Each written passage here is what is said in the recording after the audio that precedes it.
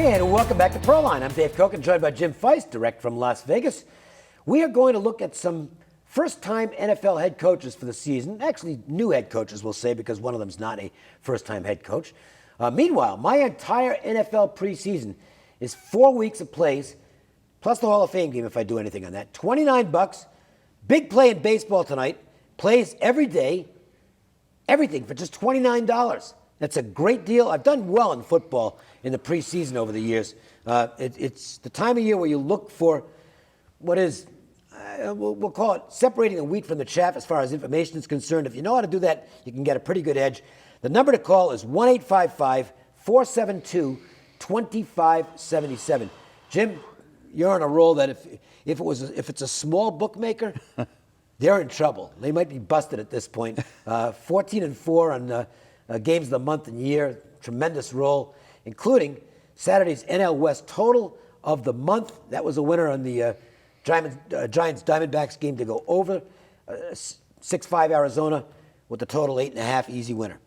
That's right, Dave. It's been an incredible run. 15-4 in baseball run last week, as well as 114-67 plus 36-10 with the high rollers. You can get one of those red-hot high rollers tonight, along with 4 weeks of NFL preseason action for $29. Just call 866-546-9467. And actually, we are going to talk only about the brand new head coaches. We're not going to talk about Chip Kelly. We already covered that 49ers to some extent. So let's talk about the new guys on the block this year in the NFL. And we'll start with I think this is a move that is really anticipated around the league as being maybe a catalyst to get this team rolling. Miami's been mediocre for too long. Ooh. I mean, the Dolphins, they just haven't been good. But Adam Gase, new blood, youngest coach in the league at 37, comes in with a great reputation out of the Bears. And I think it's a big upgrade from where they were. I referred to Joe Philbin as the mortician because he just had that demeanor on the sidelines. I mean, he seems like a really nice guy, but there was just no fire. And then they brought in Campbell, was strictly an interim hire. Gase is a guy they've locked into. You know, look, I know Jay Cutler may never approach the status that people thought he was going to have coming out of Vanderbilt, especially that first tease that we got out of him in Denver. He looked like he was going to be a superstar. That never happened, but he did get better last year under Gase. He cut down on the turnovers. I think that Gase is a guy who can work with Tannehill and get him to a level where if he's not I don't think he's going to be a superstar, but I think he can be a serviceable quarterback. The rest of that team looks pretty good. If they can cut down on errors and just generate a little more consistency on offense, I think Gase has a chance to succeed here. I agree with you. However, a lot of their problems comes from the other side of the ball. Yeah. 21st against the pass, 28th against the run. Well, they got to get to the passer too. Well, yeah, and they signed Ndamukong Suh for all kinds of money, who was a problem child in Detroit. He comes down here and gets 6 sacks on a season. I mean, this team, I think, has a lot more holes than just Tannehill. He can't do it by himself.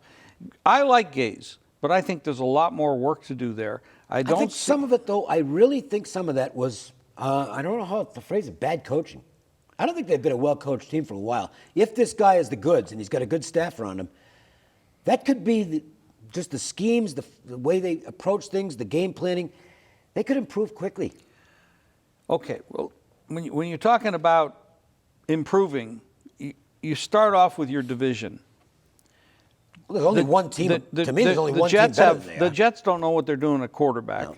You know, they're not going to win without getting a quarterback. Buffalo, I think, is a mess. I think the Ryan brothers have not proven themselves as winners in this league.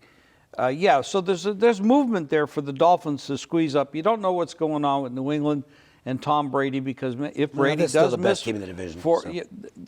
I don't believe anybody's going to knock the Patriots off for winning this division. So now you're looking at possible wild card stuff. Okay. And there's That'd be a hell of an accomplishment if they can do that. Well, I don't think they're going to do that. I think there's too many good teams in the AFC. Conversation. What's that? I think they'll be in the conversation. They're going to be. I think they'll have a chance to make the playoffs going to the last couple of weeks. If the Jets sign Fitzpatrick, they won't be in the conversation. if they sign him. If they have a quarterback, that gives you two good teams at the top. I wouldn't disagree with that. Okay. The Bucs have Dirk Cutter. Again, we're talking about what I think is a substantial upgrade. Lovie Smith, sorry, just again, guy who I think he was a good assistant in the NFL. Maybe he'll do well in Illinois in the college ranks. But I like this hire a lot, and I particularly like it because of the fact that Cutter has a great reputation for improving quarterbacks, going way back to his college days, Arizona State, Boise State. This guy is really good with quarterbacks. Jameis Winston has a ton of talent. This could really work out well for them. Totally strong. Jameis Winston, a quarterback, this kid could develop into something very special. If they had an injury at the quarterback position, they have a pretty good backup as well, which is important in this league. Yep. Because when you go through all the training camp and the practices and 16 games, injuries at quarterback do happen because they do get hit pretty darn hard. So they have a good backup. What's his name? Glennon.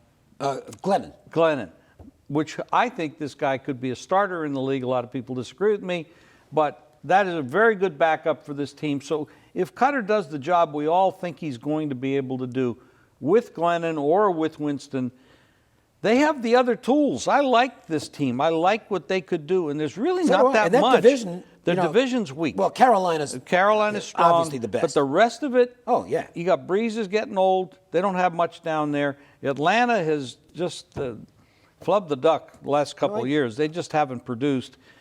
This team could definitely squeeze in at second position. And there's no real pressure. Cutter's got a little honeymoon period, just like Correct. Gase has in Miami. You know who doesn't have a honeymoon period? Because this is the downside of coaching in the Big Apple. Normally, you'd have McAdoo taking over as head coach here, and you'd say, well, you know, the team was 6-10 last year, so there's no real pressure. It's the Giants. There's pressure right away. And there's pressure because there's a lot of talent in this team, but it's also a team that in some ways is getting a little bit older. Manning was good last year. There were a lot of good things the Giants last year. 34-14 last year with the ratio. It was very good for him. The Giants' biggest problem last year was these fourth quarter disasters with the clock and clock management. I mean, it was just unbelievable how bad Tom Coughlin was. That does go back to your coach. Yes. They did get rid of Coughlin, and perhaps that's part of it because they had games that they should have won. They were in great position. Their defense is a problem. Oh, it was awful. They need to shore up the defense. They can score points. This is a very prolific offense. And Manning is still looking, he looks a lot better than his brother did. And he wants to see. So, I mean, this guy, I mean, I think there's potential here if they can turn the defense around a little bit. All right, and the Eagles, no more Chip Kelly, no Huddle's gone. Doug Peterson is in, offensive coordinator under the Chiefs with Andy Reid. It's going to be a West Coast offense, ball control. So it's not going to be as exciting as it was. And you know what? It's probably going to be better than it was. I'm not a Chip Kelly fan. I talked about San Francisco earlier, and I'm not. You know, he's a college coach that came into the pros, got some talent, and they did okay. But he's still a college coach until he proves to me that he's a pro coach. Peterson's an upgrade, in my opinion. He's going to run. He's going to have a ball control. Bradford is talented enough. Carson Wentz will be the quarterback there really quickly. But they also have the other guy. But they traded up to get Carson Wentz. He's going to be out there quickly. I know I like Chase Daniel too. We're up against the clock, so we'll call it a day on the coaches. A lot more football coming up on future Pro Lines. Meanwhile, if you want to get free plays every day on a recorded message from our Vegas experts, toll-free number on a recorded message, 888-478-9222.